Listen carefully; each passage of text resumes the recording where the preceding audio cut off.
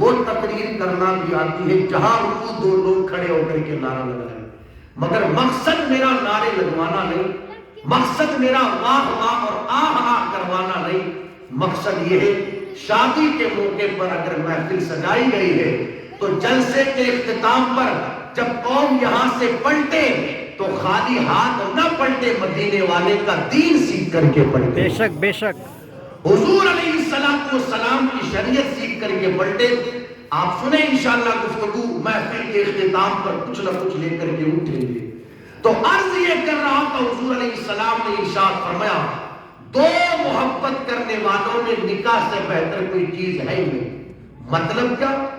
محدثین فرماتے ہیں کہ اس حدیث مبارکہ کے دو مطلب ہیں۔ ایک مطلب تو یہ ہے کہ اگر کسی لڑکے کو کسی لڑکی سے محبت ہو جائے اور وہ یہ چاہے کہ ہم دونوں ایک ساتھ زندگی گزاریں، اگر انہوں نے کوئی دوسرا تیسرا چوتھا پانچواں راستہ اپنایا جیسا کہ آج کے اس معاشرے میں ہو رہا ہے، نتیجہ یہ آئے گا جیسے جیسے وقت گزرے گا نفرتیں پیدا ہو جائیں گی، جیسے جیسے وقت گزرے گا دنیا پیدا ہو جائے گی، جیسے جیسے وقت گزرے گا جھگڑے شروع ہو جائیں گے۔ لیکن انہوں نے کوئی دوسرا تیسرا راستہ اپنانے کے بجائے حضور علیہ السلام کی سنت پر عمل کر لیا اور نکاح کر لیا۔ اب نکاح کی برکتیں وہ ملے گی جیسے جیسے وقت گزرے گا اللہ نکاح کی برکت سے میاں بیوی کے درمیان محبتیں پیدا فرما دے گا۔ ارشاد فرمایا گیا نکاح سے بہتر دو محبت کرنے والوں کے درمیان کوئی چیز نہیں۔ یہ میرے آقا علیہ السلام کی بڑی عظیم سنت مبارکہ۔ توجہ آپ کی، آپ دیکھیں ہم اس مذہب کے ماننے والے ہیں جس مذہب نے ہمیں زندگی کے موڑ پر کہیں اکیلا نہیں چھوڑا۔ یہ بات بالکل کلیئر ہو گئی کہ نکاح حضور کی سنت ہے۔ اب سوال یہ پیدا ہوتا ہے کہ اس سنت کو ادا کیسے کیا جائے؟ تو آپ دیکھیں جس پیغمبر کے ہم ماننے والے ہیں اس پیغمبر اسلام صلی اللہ تعالیٰ علیہ وسلم نے اس حوالے سے بھی ہماری رہنمائی فرمائی کہ انسان نکاح کرے کیسے۔ یار نکاح تو بہت بعد میں ہوتا ہے، نکاح سے پہلے ہوتی ہے منگنی، سگائی جسے ہم اپنی زبان میں کہتے ہیں۔ وہاں پر بھی میرا مذہب ہماری رہنمائی کرتا ہے۔ پیغمبر اسلام علیہ السلام ارشاد فرماتے ہیں ایک بندہ چار چیزوں میں سے کسی ایک چیز کو دیکھ کر کے رشتہ کرتا ہے۔ تنکح المرأۃ لأربع لمالها ولحسبها ولجمالها ولدینها۔ آقا فرماتے چار چیزوں میں سے ایک چیز کو دیکھ کر کے رشتہ کیا جاتا ہے، یا تو سامنے والے کا مال دیکھا جائے گا، یا سامنے والے کا حسن دیکھا جائے گا، یا سامنے والے کا اونچا خاندان دیکھا جائے گا، اور چوتھے نمبر پر میرے آقا ارشاد فرماتے ہیں یا سامنے والے کا دین دیکھا جائے گا۔ چورو والوں ابتدائی اس تین چیزیں تو سبھی نے دیکھی، مال بھی دیکھا، حسن بھی دیکھا، اونچا خاندان بھی دیکھا، مگر اپنے دھڑکتے ہوئے دل پر ہاتھ رکھ کر ایمانداری سے بتانا کتنے لوگ ہیں جنہوں نے بچوں کے رشتوں کو تلاش کرتے وقت دینداری کو دیکھا ہو؟ ہم بھی اپنے بچوں کا رشتہ کرنے کے لیے گئے لوگوں کے یہاں، کتنے لوگ ہیں جنہوں نے جا کر کے سامنے والوں سے یہ پوچھا ہو کہ بھئی لڑکا 5 وقت کی نماز پڑھتا ہے یا نہیں پڑھتا؟ کتنے ہیں جنہوں نے جا کر کے یہ پوچھا ہو کہ لڑکے نے چہرے پر سنت رسول سجا رکھی ہے یا نہیں رکھی؟ کتنے لوگ ہیں جنہوں نے جا کر کے یہ پوچھا ہو کہ لڑکی پردہ کرنے والی ہے یا نہیں ہے؟ کتنے لوگ ہیں جنہوں نے جا کر کے یہ پوچھا ہو کہ بھئی لڑکی قرآن مقدسہ کی تلاوت کرتی ہے یا نہیں کرتی؟ جبکہ میرے آقا علیہ السلام کے پیارے دیوانوں، ہر بندے کا یہ مزاج ہے کہ وہ جب بھی اپنے بچوں کا رشتہ کرتا ہے تو کسی نہ کسی سے جا کر کے وہ مشورہ کرتا ہے۔ کبھی جا کر کے ماموں سے بچے کا رشتہ کرتے ہیں، آپ کی کیا رائے ہے؟ تو رشتہ دار کہتے ہیں کر دو لوگ بڑے اچھے ہیں۔ میں کہنا چاہوں گا سے بھی تو مشورہ کر لیا ہوتا۔ آقا علیہ السلام ارشاد فرماتے ہیں اگر مجھ سے مشورہ کرتے ہو تو پھر سنو میرا مشورہ یہ ہے، رشتہ کرنا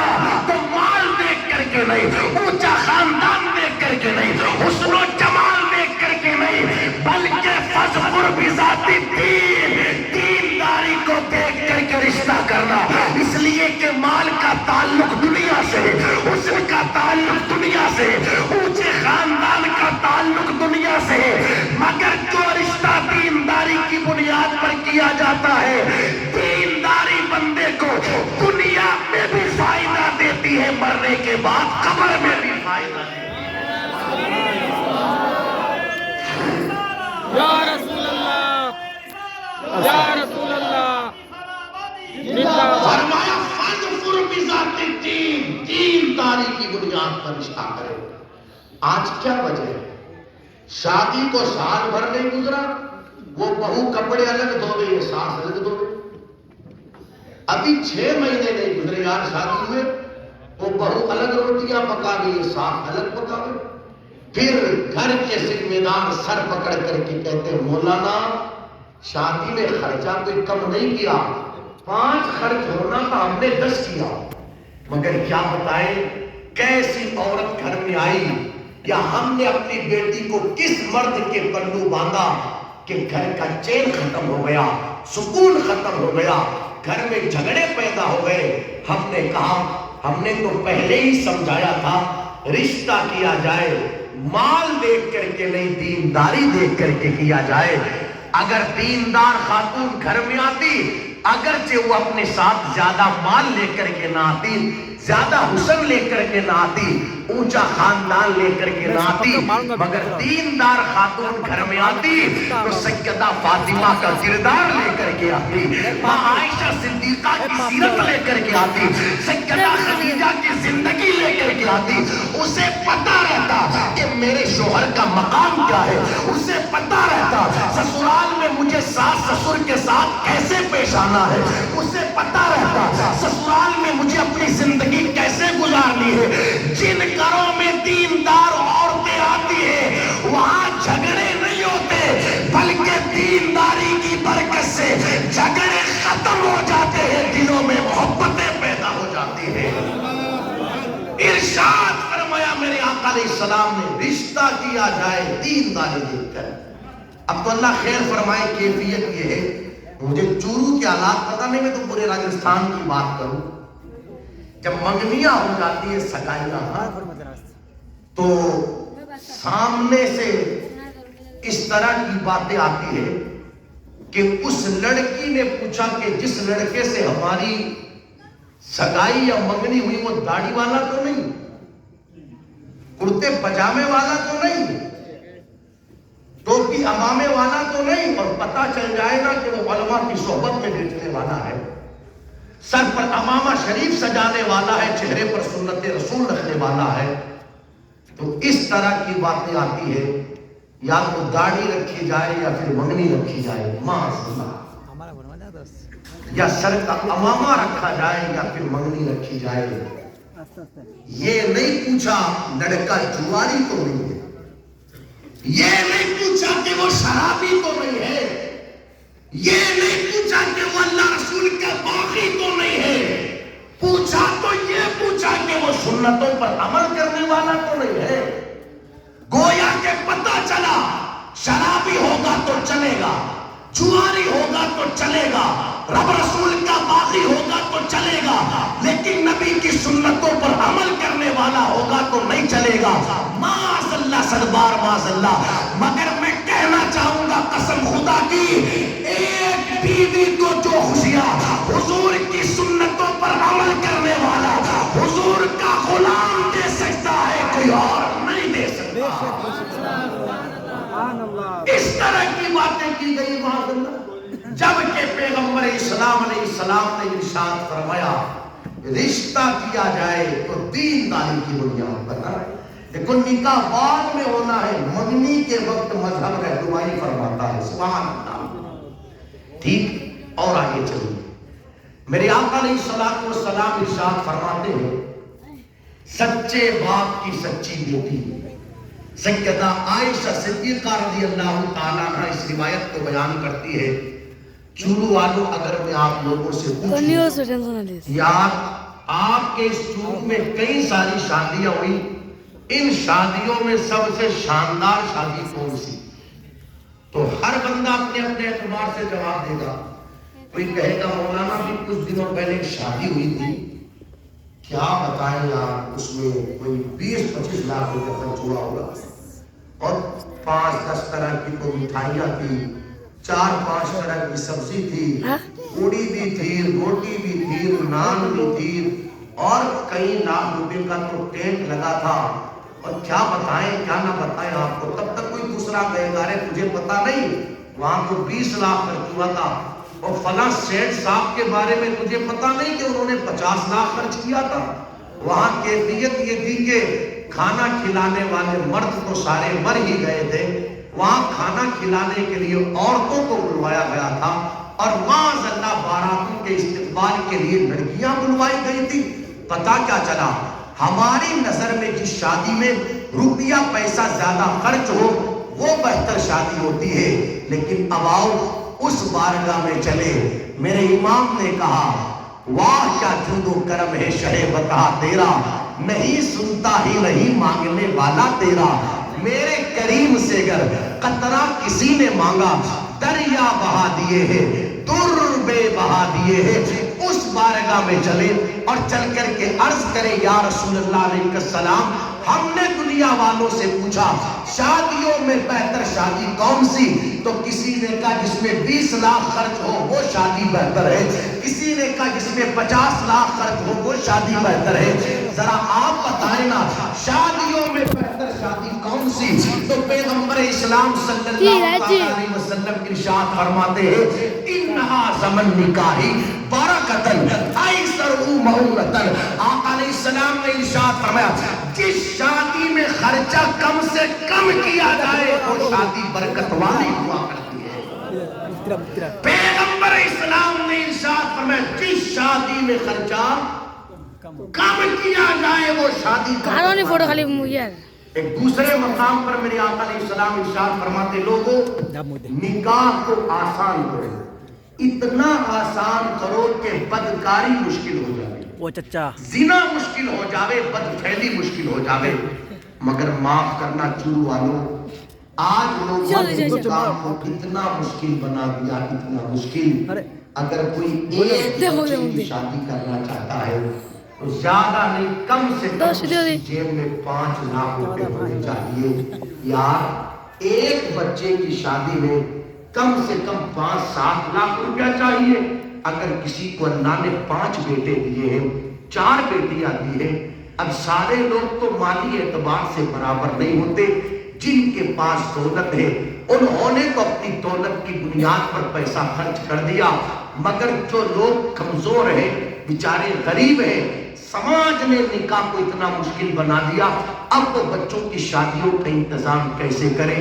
ہوتا یہ ہے کہ دنیا دکھانے کے لیے شادیوں کے موقعوں پر 5-5 لاکھ 10-10 لاکھ روپیہ لوگ سود پر بیاج پر لے کر کے آتے ہیں، اور پھر معاذ اللہ صدبار معاذ اللہ اس پیسے کے ذریعے شادیوں کے کام کاج انجام دیے جاتے ہیں۔ باپ داداؤں کا سود اور بیاج پر لیا پیسہ نسلوں سے چک نہیں پاتا، اور 50 ایسے آپ کو کیس ملیں گے، بیاج بڑھتا رہا، لیا تھا 5 لاکھ روپیہ اور 5 سال کے بعد ہو گیا 15 لاکھ روپیہ۔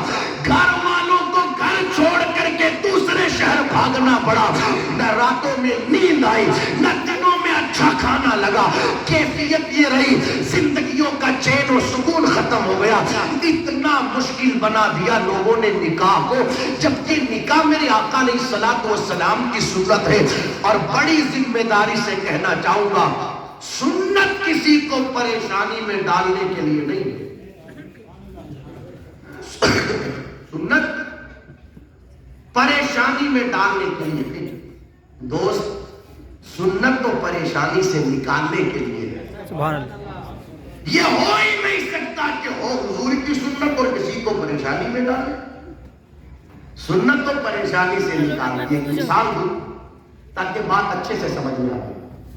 بھئی ایک بندے کے لیے موت کی گھڑی کتنی سخت ہوتی ہے، جان نکلنے کی تکلیف، پیاس کی شدت، بھوک کی شدت، شیطان کبھی باپ کی شکل میں آئے کبھی ماں کی شکل میں، اور مرنے والے سے کہے کلمے کا انکار کر، پیاس لگی ہے میں پانی پلاتا ہوں، کلمے کا انکار کر، بھوک لگی ہے میں کھانا کھلاتا ہوں، اور اس وقت بندہ یہ چاہتا ہے کہ میری زبان پر کلمہ آ جائے. چاروں طرف گھر والے بیٹھے کلمے کا ورد کر رہے ہیں تاکہ کلمہ آ جائے. لیکن اب دیکھ سنت کی برکت.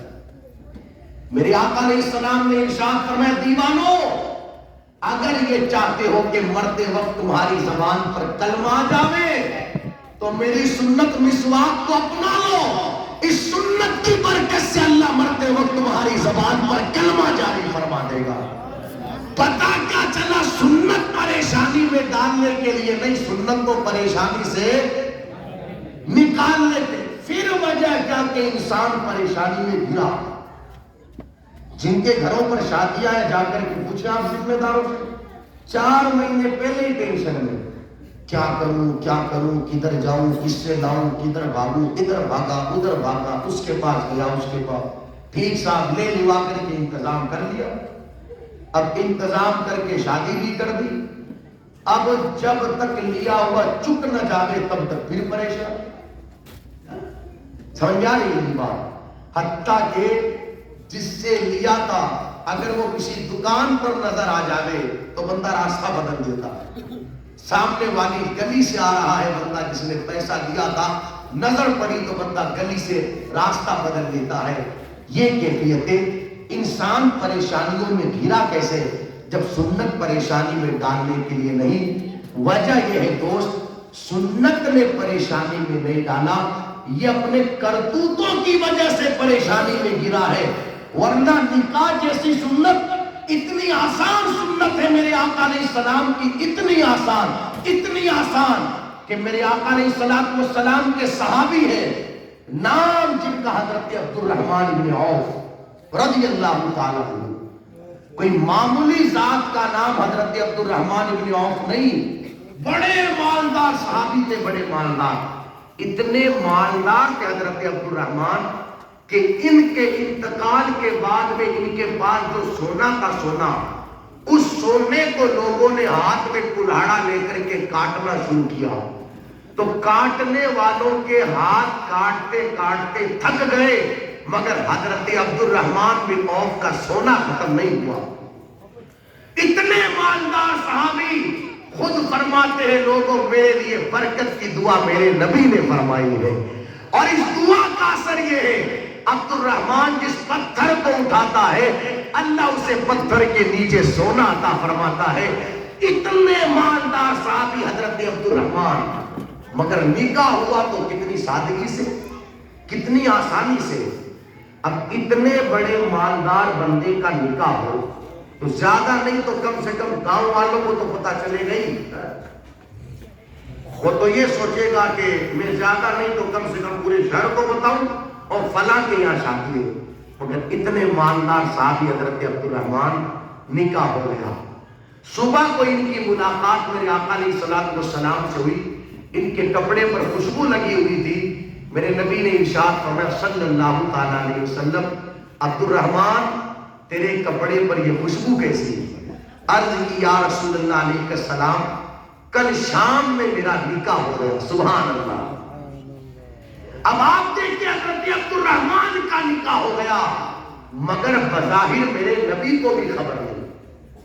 حالانکہ صحابہ کے نزدیک حضور سے بڑھ کر کون, مگر پھر بھی حضرت عبد الرحمن کا نکاح ہو گیا, بظاہر حضور علیہ السلام کو بھی خبر نہیں. اس سے پتہ کیا چلتا ہے؟ اس سے پتہ یہ چلا کہ جس طرح صحابہ اور سنتوں پر عمل کرتے تھے اسی طرح آسانی کے ساتھ نکاح جیسی عظیم سنت پر بھی عمل کر لیتے. اتنی آسان سنت ہے نکاح. یہ تو ہم نے اپنے کرتوتوں کی وجہ سے اس سنت کو مشکل بنا دیا. سچ بتانا چورو والوں, ہزاروں روپیہ شادی کے موقع پر ناچنے کودنے کے نام پر, گانے باجوں کے نام پر اڑا دینا, اس کا اس نکاح سے کیا تعلق ہے؟ بولے میں پھر کہوں گا مجھے یہاں کی کیفیت پتا نہیں. 7 دن پہلے 10 دن پہلے گھروں پر اسپیکر لگتے ہیں, پھلور بچتے ہیں اور گھر کی جوان بچیوں کو لا کر کے وہاں کھڑا کیا جاتا ہے, وہ ڈانس کرتی ہے.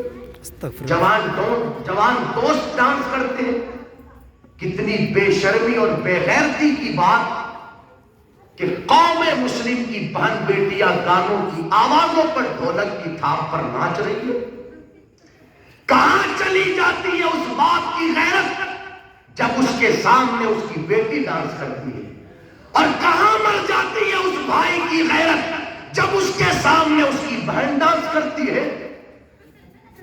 میرا مقصد کسی کا دل دکھانا نہیں دوست, آئینہ دکھانا ہے. ایمانداری سے آپ مجھے بتانا, یہ گانوں کی آوازوں پر ڈھولک کی تھاپ پر ناچنا کام کس کا ہے؟ بولے کس کا کام ہے؟ بازار میں بیٹھ کر اپنا جسم بیچنے والی طوائفہ کا کام ہے. ایک فاحشہ کا کام ہے گانوں کی آواز پر ناچنا. جو کام ایک طوائفہ کرے, ایک بازارو عورت کرے شادی کے موقع پر, وہ کام ہم نے اپنے گھر کی عورتوں سے کروایا. معاذ اللہ, جس عورت کو میرے نبی نے اتنا اونچا مقام عطا کیا کہ عورت اگر ماں کی شکل میں ہے تو اولاد کے لیے جنت, بہن کی شکل میں ہے تو بھائی کے لیے جنت, بیوی کی شکل میں ہے تو شوہر کے لیے جنت, اور اگر بیٹی کی شکل میں ہے تو میرے آقا فرماتے ہیں جس کے یہاں 3 2 1 بیٹی رہے وہ اچھی طرح اپنی بچی کی پرورش کر کے اس کا رشتہ کر دے, قیامت کے دن کوئی کسی کے ساتھ جنت جائے گا, کوئی کسی کے ساتھ جنت جائے گا, مگر بیٹی کا باپ اپنے نبی مصطفیٰ جان رحمت کے ساتھ جنت جائے گا. جس عورت کو میرے نبی نے اتنا اونچا مقام عطا کیا, آج یہ سلوک کیا ہم نے اس عورت کے ساتھ. اگر میری ماں بہنیں مجھے سن رہی ہیں تو میں ان سے بھی گزارش کروں گا, ماں بہنوں یہ کام ہمارے نہیں ہوتا. استغفر اللہ سبحان استغفر اللہ, کتنی بے شرمی کی بات. اور یہیں پر بس نہیں, لاکھوں لاکھ روپیہ لوگوں کا خرچ ہوتا ہے ان ساری چیزوں پر. شادی کارڈ پر جناب نے لکھوا دیا شادی مبارک, کیا لکھوایا؟ ارے سمجھ آ رہی ہے میری بات؟ کچھ ہوں ہاں کرے. کیا لکھوایا؟ شادی. کیا مطلب ہوتا ہے سر؟ مبارک کا معنی برکت والا. شادی مبارک کا مطلب ہوا برکت والی شادی. کارڈ پر تو لکھوا دیا برکت والی شادی, مگر سچ بتانا جس شادی میں 10 دنوں تک گانے بجے ہو وہ شادی برکت والی ہوگی؟ جس شادی میں عورتوں کے سروں سے روپٹے اتر جاتے ہو کیا شادی برکت والی ہوگی؟ جس شادی کے اندر ماں بہنوں کی آستینیں غائب ہو جاوے وہ شادی برکت والی ہوگی؟ جس شادی کے اندر ڈھول ڈھمکے بجے کیا وہ شادی برکت والی ہوگی؟ اسے برکت والی شادی نہیں کہتے. کون سی شادی کہتے؟ آؤ حضور علیہ السلام کی بارگاہ میں چلے. میرے آقا علیہ السلام ارشاد فرماتے ہیں جس جگہ سے گانے باجوں کی آواز بلند ہوتی ہے وہاں پر اللہ کی لعنت برستی ہے.